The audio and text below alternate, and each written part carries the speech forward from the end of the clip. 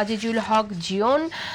আমি দেখলাম যে ফরিদপুরের একটি ঘটনা ঘটেছে, চাঁদাবাজির অভিযোগ এসে দুই তরুণের বিরুদ্ধে, এবং পুলিশ আটক করার পর তাদেরকে এলাকার ছেলে পরিচয় করে দিয়ে থানা থেকে ছাড়িয়ে নিয়ে গেছেন সেখানকার বিএনপি, সে উপজেলা বিএনপির সাধারণ সম্পাদক। আমি জানতে চাচ্ছি যে চাঁদাবাজির অভিযুক্তদের ছাড়তে বিএনপি নেতারা থানায় কেন?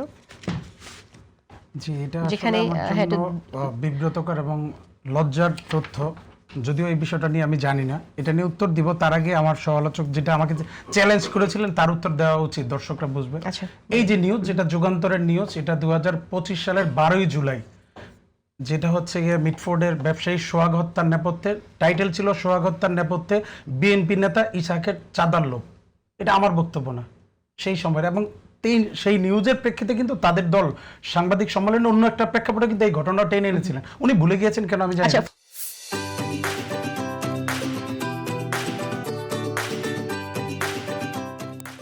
ফরিদুল হক এই বিষয়ে কিছু বলবেন? তাহলে সেই প্রশ্নে কি আমরা আসতে পারি যে ওনাকে বিএনপি অব্যাহতি দিয়েছিল? আমি ওই প্রশ্নটা বলেছিলাম, অব্যাহতিটা কখন দিয়েছিল? তার মানে চাঁদাবাজ আপনাদের দলে যাওয়া। এখন আপনাকে যদি এটাও ডেট চান আমি সেটাও দিতে পারবো, আজকে দিব, অবশ্যই দিব। ভাই আমার প্রশ্নটা আগে বুঝেন, একটু প্রশ্নটা বুঝেন, উত্তেজিত হবেন না, প্রশ্নটা বুঝেন।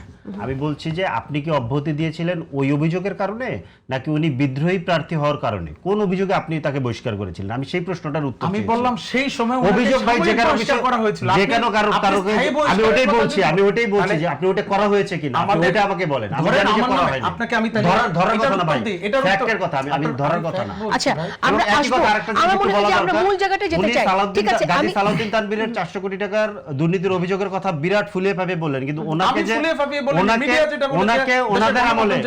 ওনাদের আমলে সালাউদ্দিন তানভীর সাহেবকে ওনাদের আমলে দুদক যে ক্লিন চিট দিয়েছে এই খবরটা উনি জানেন।